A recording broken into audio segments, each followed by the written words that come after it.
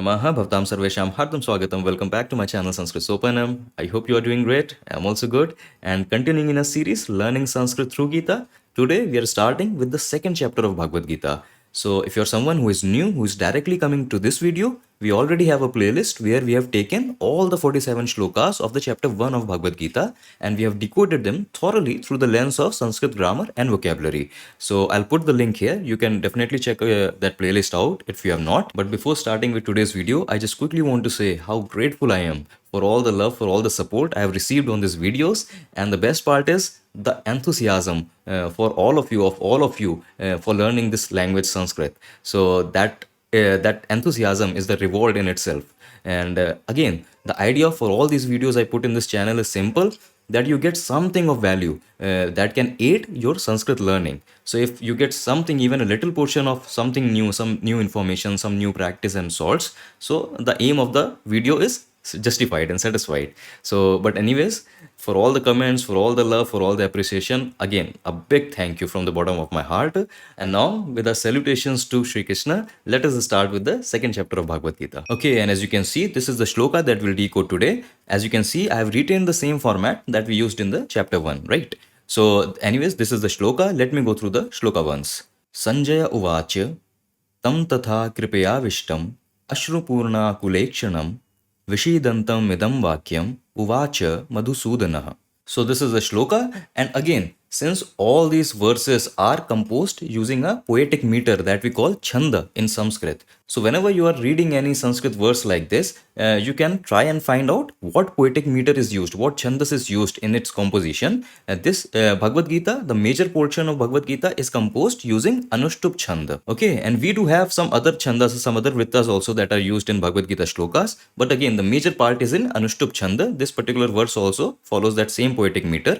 And again, you can put any tune you want in this poetic meter format. So if you want to chant it, if you want to chant any Sanskrit verse, you can try and put a tune to it. So tune can be your own choice, it's a subjective choice. But if I have to demonstrate on this particular verse, so there is one very particular tune that is very common for this Anushtup chanda. So if I have to put that tune and if I have to chant this shloka, so we can chant this particular shloka as Sanjaya uvacha tam tatha kripaya ashrupurna kulekshanam vishidantam idam vakyam uvacha madhusudana.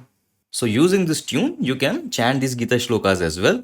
Actually, there is a channel, the Sanskrit channel. It is a very popular, very beautiful channel, the Sanskrit channel. It is run by Uday Shreyas. So in that channel, you have a complete Gita chanting of all the shlokas of all the 18 chapters. So there's that video there, and he has used the tune to chant the Bhagavad Gita shlokas. And that is actually why I also, in the beginning of the video, pronounce these Gita shlokas. I may not chant it, but I pronounce it so that any word, any pronunciation, if it had any doubt in your mind, you can clear it, rectify it by listening it. But again, you can refer to that video also. It's a wonderful video. It's a beautiful work. So yes, do check that out.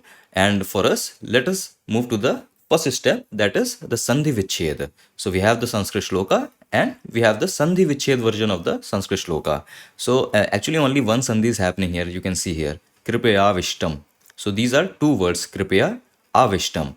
And due to Dirgha Sandhi, simple Dirgha Sandhi is happening. That is why these words are combining together.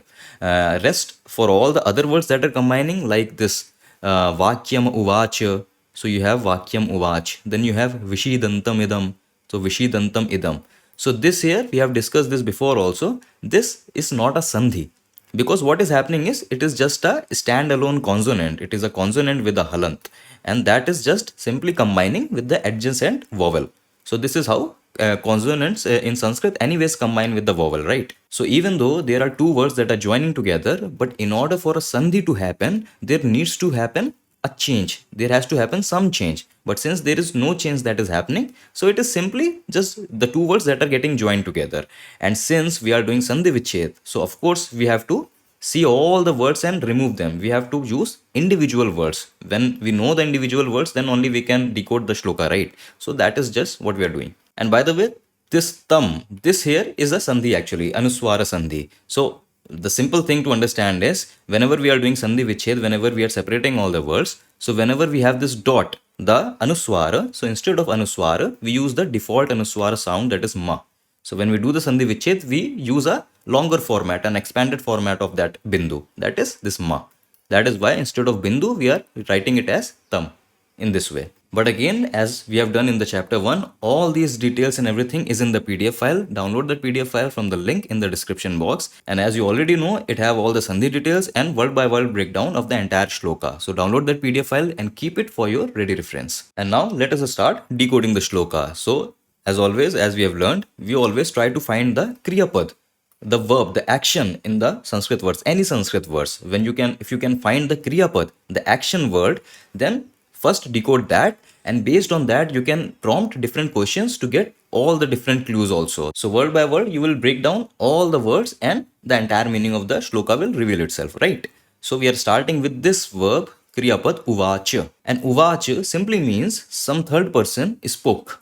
Okay, some third person, that is he, some she, some it. So in that case, some third person spoke. That is the word here. This dhatu roop that is being used in the shloka, this is also used in the header, the Sanjaya Uvacha. That Sanjay is now narrating all these events to Dhritarashtra. That is why Sanjay Uvacha, that Sanjay spoke in that sense. And this particular dhatu roop is coming from the dhatu vach. Vach dhatu means to speak. Similar to the dhatu that we have seen so many times, vad, vadati, vadataha, vadanti. So this particular dhatu also means the same, to speak. Okay. And vach dhatu in third person, singular, that is ekvachan, and past perfect tense. Past perfect tense is lit lakar in Sanskrit. So in past perfect tense, when do we use past perfect tense? When we have to denote an event that happened a long time back. So in order to show that distant past, we generally use this past perfect tense. So vach dhatu in pratham purush, third person, ekvachan, singular, and lit lakar, that is past perfect tense, changes into this uvacha. And that is what we are starting with, okay? And now see the benefit of identifying the kriya pad first. Because now that you know the action, what action happened, the kriya, immediately a question will pop up that who is the karta of this kriya. So I will ask kaha or who. Because a kriya is done, who is the karta, who did the action? And the response we get from the shloka is Madhusudanah uvacha. Madhusudanah. Madhusudan is another name of Krishna. So Krishna spoke. That is the sense here. And since Krishna here, of course, is the karta, the doer of the action. So generally we put the karta in which vibhakti? We use the first case, prathama vibhakti for karta, right? In general sentence construction, right? So Madhusudan, the pratipadik in prathama vibhakti, and of course, since one person is doing the action, Krishna is a single character. So ekvachan. So in prathama vibhakti, that is first word case, singular, the pratipadik Madhusudan is written as Madhusudanah with a additional visarga, just as you use this balak.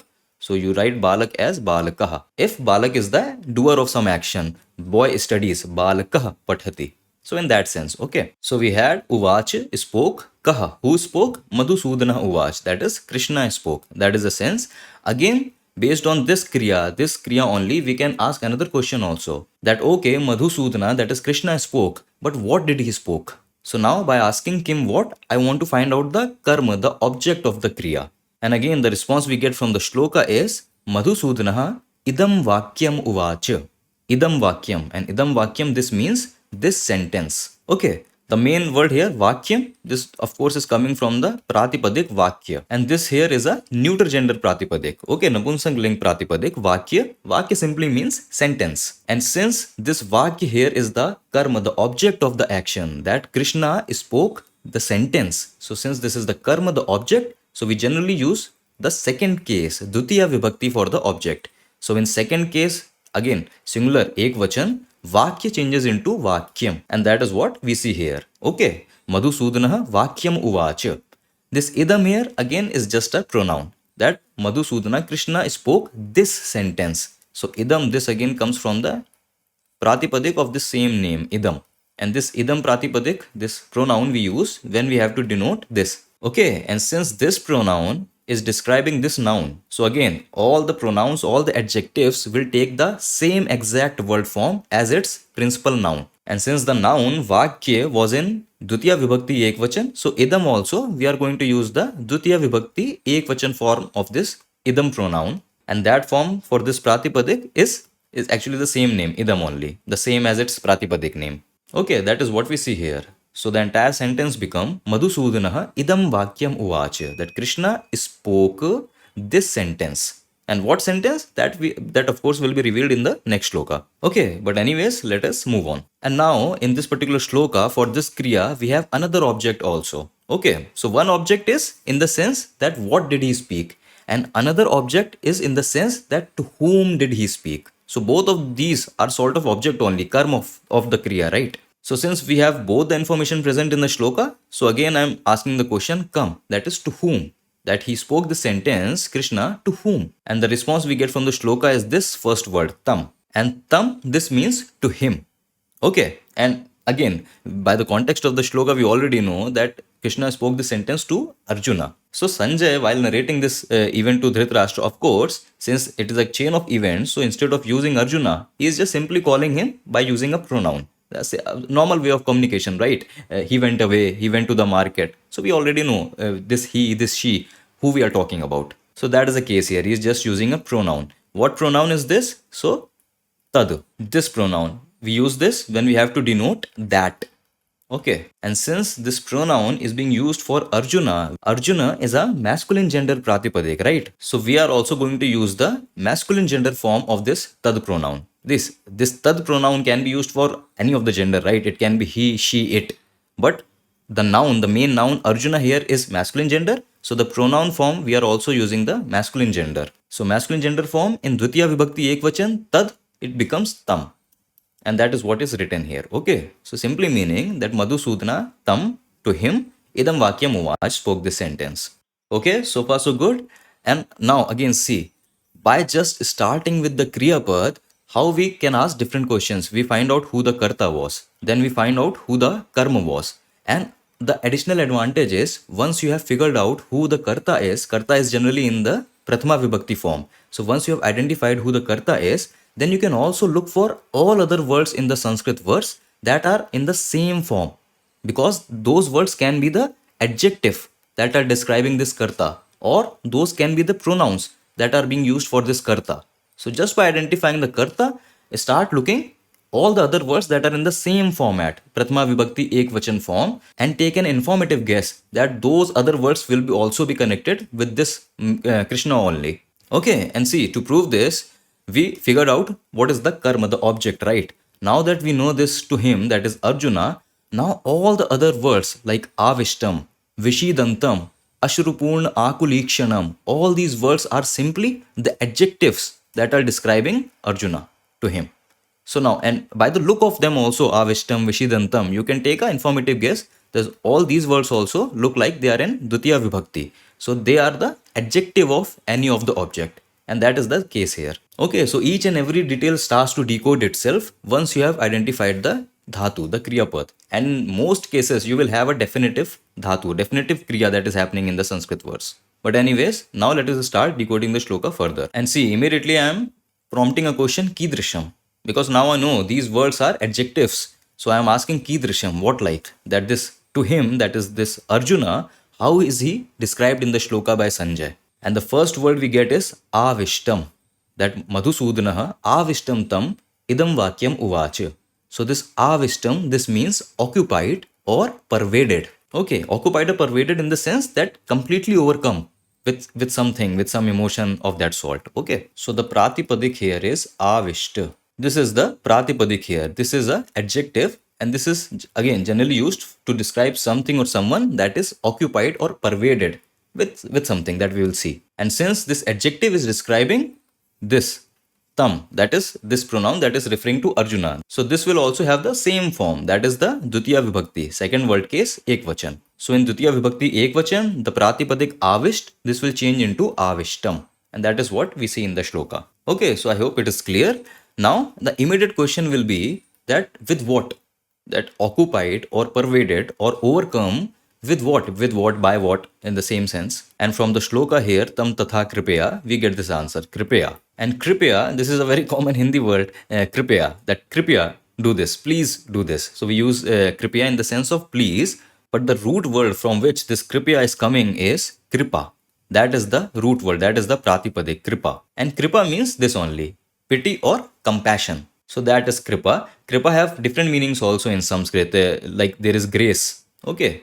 The grace of God. So, Bhagwan ki kripa. So we say that no. So that is grace. But as per the context of the shloka, kripa here, this means compassion or pity in that sense. And this kripa, this pratipadik, you can take a informed guess again that this is a feminine gender noun. It is a feminine gender pratipadik. Why? Because the pratipadik is ending with a dirgha swara. So this is like a hint that whenever the pratipadiks are ending with a dirgha swara, so here we have this a, dirgha a in the end, kripa.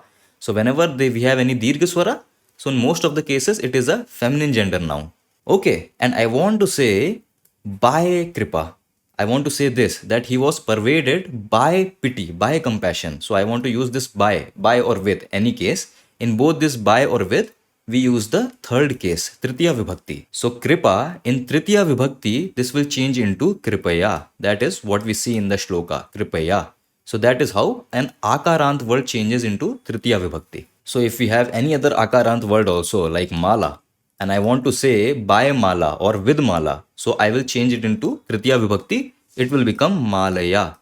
So goes for all the other akarant word also. Okay, so this is how from kripa we arrive at this word kripaya. Okay, and now it makes complete sense that kripaya avishtam, that occupied or pervaded by pity, by compassion. Because we know that Arjuna, he was overcome with all the emotions of this pity, this compassion, this helplessness. So all these emotions, that is what is being described here. By the way, this word avishtam, so we saw the pratipadik avishta. And as it goes for all the other Sanskrit words, all these Sanskrit words, you can trace their formation also. And in most cases, you must try to figure out how this pratipadik has been formed. And in 99% of the cases, all these words are formed by some dhatu. So what is the dhatu behind this particular word? Actually, you can see from the word itself, the dhatu behind this word is vish dhatu. And vish dhatu again means the same thing, to pervade, as the meaning goes. So you have vish dhatu. And again, you only have 22 prefixes in Sanskrit, right? You have 22 prefixes, upsarg in Sanskrit. Take a look at those 22 upsarg. Why I ask? Because whenever you see any dhatu roop, so if you know those 22 upsarg, you can very clearly see them in the word formation, in the dhatu roop. And once you see them, you can then remove them in order to understand the main dhatu that is being used. So if you were already familiar with this a prefix, there is a a prefix. If you were already familiar with this, then you can just remove it and see the rest of the word, vishta. So it becomes easier to come at this word, that in vishta there will be some dhatu, that is vish dhatu, which has been modified by some suffix. And here in the case, that suffix is ta suffix. So this vish plus ta, the word becomes vishta. Okay. And this now is the verb based adjective. Why verb based? Because it is of course derived from a verb, a dhatu. So verb based adjective visht. Visht, this means something that is pervaded. This is what this ta suffix do, right? Changes the meaning into past participle form. So vish means to pervade, and vishta will mean something that is pervaded. So that is the meaning of this word visht now. When you attach the upsarg a, so the entire word becomes this avishta. Okay, that is what the pratipadik of this word was, avishta. Okay, and then it is just a matter of applying the same vibhakti form. So the pratipadik avishta changed into avishtam. Okay, so that was the entire history of this word, that how avishta word was formed and what was the dhatu behind it. Okay, so just a fun exercise. All these exercises, mental exercises, this only improves your command over Sanskrit language, and that is what we are doing here, trying to improve our understanding of the language. And anyways, these dhatu and the suffixes, these are very important. And again, only a handful of suffixes that are used in Sanskrit in most cases. All these suffixes, ta suffix, twa, lyap suffix, only a handful of suffixes keep repeating again and again and again. So once you can identify the form, the way they operate, then if the logic is there, then there will be no problem in identifying the unknown words also. So that is why I thought that you should know avishta, the entire formation of this word. Okay, but anyways, the context so far is Madhusudana idam vakyam uvach, that Krishna spoke this sentence. He spoke this sentence to who? He spoke this sentence tam, to him. Who is this him? This him is Arjuna, of course. And now one by one we are seeing how Arjuna is described in the shloka. So the first adjective we saw was avishtam, and avishtam meant occupied or pervaded. Pervaded by what? So pervaded by kripa, and that is why kripaya, that is he was occupied or pervaded by pity or compassion. Okay, so that is the context so far. Let us move on. And see, I'm repeating the same question again. Punascha kidrisham, because we have multiple adjectives present in the shloka. So punascha kidrisham, what again? That is the question. And now we have this long word, Ashrupurna Akul Ikshanam. So I have put the hyphen. Why? Because this is a samas. We have seen, no, this is a combination word, samas, made of different individual words that are joined together. So by putting the hyphen in between, I am just showing you what are the different words that are being used in this combination word. And since again, when the words are combined, the sandhis will happen between them, whatever sandhi will apply. So what you see in Sanskrit shloka is Ashru Purna Akulekshanam. That is the word you see. I have just written here by putting the hyphen so that you can clearly see what are the different words. And this entire samas actually means someone whose eyes are full of tears and dismay.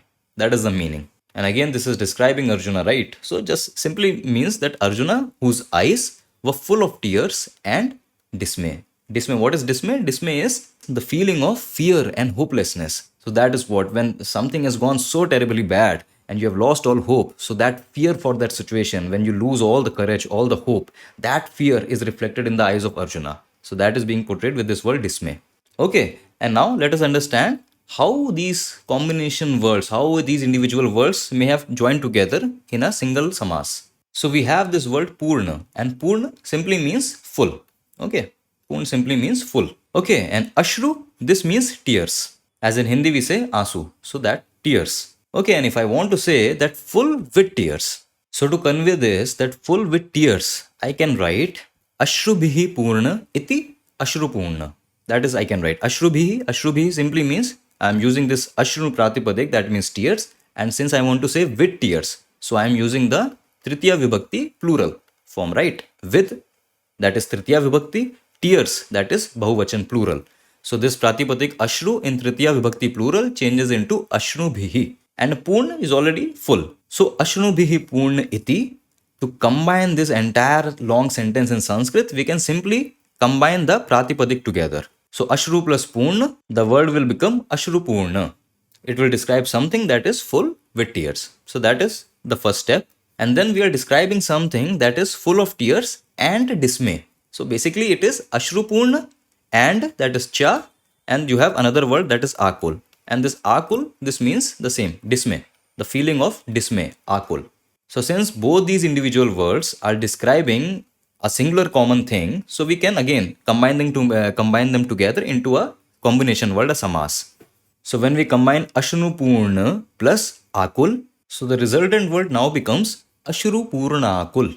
So that is the combination word now. And this combination samas will describe something that is Ashrupurna, that is full of tears, and Akul, that is dismay, full of tears and dismay. And for what we are describing this as such, that is this word Ikshanam. So the main word here is Ikshan. And Ikshan, this simply refers to eyes. Okay. So the eyes, Ikshanam. Okay. And now we can write this entire sentence as that Yasya. Yas means one whose. Yasya. Yasya Ikshanam, one whose eyes are Ashnupurna Akul, are full of tears and dismay. So one whose eyes are full of tears and dismay, Saha, that person can be described as this combination, this entire combination, right?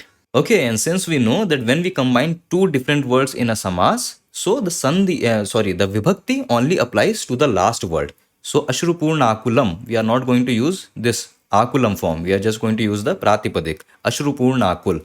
And we are going to combine this with Ikshanam. And due to the Gunasandhi, this E will change into the A. That is the Gunasandhi, right? So when it combines as Ashrupurnakul Ekshanam. So Ashrupurnakul Ekshanam, this is the samas, the combination word that we have arrived at. And this again, samas is just describing someone whose eyes are full of tears and dismay. That is what we see in the shloka. That is how Arjuna is being described here. Okay, so I hope the entire samas is clear. Let us move on. And now we have this last adjective that Sanjay uses. That is why it's the same question, Punashch Kidrisham. This adjective is this Vishidantam. And Vishidantam is describing someone who, while lamenting, that who is being in a state of despair, who is being sorrowful. So that is this Vishidantam word. Let us understand this word now. So just by the looks of this word Vishidantam, can you identify if there is a upsarg or a prefix in this word? And if you've already taken a quick look at all the 22 prefixes in Sanskrit, you can identify that this V here is the prefix upsarg. Okay. Now, I am not saying that every Sanskrit word that starts with a V, that means the V there is the upsarga, like vikalp, that means option. So it is not that that V there is an upsarga. But what I mean here is that by looking at the dhatu roop, by looking at these words that are formed from a verb, you can take an informed guess. Because once you identify the prefix upsarga, then you can see the rest of the word without the prefix, shidantam. So maybe you can take a informative guess that, okay, as to what the dhatu will be here. So this is the logic that you can follow for other words. This words is a bit difficult to identify what the dhatu is, I agree, but the logic stands for the other words also. The main dhatu here is sad dhatu, sad. And sad dhatu again we have seen so many times. Sad dhatu means the same thing, to despond or to lose hope or to be dejected in all those sense, to be sorrowful in all those sense. Okay, and here this dhatu is being modified using shatr pratyay. And the function of this pratyay is to denote the present continuous condition of something. That the boy while studying, the teacher while teaching, the singer while singing. So when some activity is to be shown that this activity is being done in the present and is being continued, to show that continuation, we use this shatr pratyay. Okay, so with this prefix, this dhatu and this suffix, this entire combination, the resultant word becomes vishidat. Okay, vishidat. That is what happens. And again, if you will check other forms also, take any other dhatu like pat dhatu and you modify using this shatra pratyay, so the resultant word becomes pathat. So in all these cases, this is the word, the atakarant word is formed. So this vishidat, this verb-based adjective will be used for a person to describe a person or a thing, to show this, that while desponding or while being sorrowful or while lamenting, in all those sense. And since again we are using this adjective to describe Arjuna only, so like all these words, we are going to change this pratipadik also in Dutiya Vibhakti, second case and singular. So vishidat, this dhatu in second case singular for a masculine gender noun, this changes into vishidantam. Okay, so if you have this word pathat, so in Prathama Vibhakti, the forms goes like Pathan, Pathanto, Pathantaha. But in Dvitiya Vibhakti Ekvachan, this Pathat Pratipadik becomes Pathantam. So that is what is happening here also. Vishidat is changing into Vishidantam. That means while lamenting, or someone who is being in a state of despair. That state is at the present and is going on. That is state of despair. Okay, I hope the word is clear. And with this, we arrive at the Anvay part. And let me open the translation also. Okay. So now let us see the Anvay. So Sanjay Uvach, we have already seen that we begin the first shloka of the chapter 2 of Bhagavad Gita with Sanjay speaking these words to Dhritarashtra. So Sanjay Uvach, Sanjay spoke. The Anvay goes like Tatha. So Tatha, this here word here, Tatha, this word is simply used in the sense and then. Okay. So in the last shloka of chapter 1 of Bhagavad Gita, we saw that Arjuna, he in that sorrowful state, he just sat down in the back of his chariot. So Sanjay is just continuing and then. So in that sense, okay. And then Madhusudana, that is Krishna, Uvacha, spoke what? Idam Vakyam, spoke this sentence. Okay, Madhusudana, Idam Vakyam Uvacha. Krishna spoke this sentence. And to who? So that is Tam, to him. And by him we mean to Arjuna. And then Sanjay is describing Arjuna. How? Kripaya avishtam. Avishtam, pervaded. Pervaded by what? Kripaya. So pervaded by pity. That Arjuna who was pervaded or who was overcome with pity. And Vishidantam. So Vishidantam, someone who is in a sorrowful state. So he spoke this sentence to Arjuna who was in a sorrowful state, pervaded by pity, and Ikshanam, whose eyes were Ashrupurna, whose eyes were full of tears, Akul, and whose eyes were dismay, that whose eyes had these emotions that was reflecting his mental state. The mental state was, he was completely agitated. He had lost his courage. He was fearful and he did not want to fight. He was bewildered. He was in so much chaos, so much mental chaos. So that was all being reflected in his eyes that were also full of tears. Such a clear, such a powerful imagery in this particular shloka, right? But anyways, that was it. That was the complete decoding of the shloka. You have the PDF file. Please do download that PDF file. All the detail that I've covered in the video. And if something I miss out in the video, everything will be there in the PDF file. So download that PDF file and go through it in your own time also, just for the second time of practice. All these things are very crucial, very important. If you practice it here, you can apply it in all the other Sanskrit text, whatever text you pick up. Okay. But anyways, I'll meet you now in the next video, in the next shloka. Until then, stay awesome, stay happy. Vayam punah milamaha. Dhanyavad.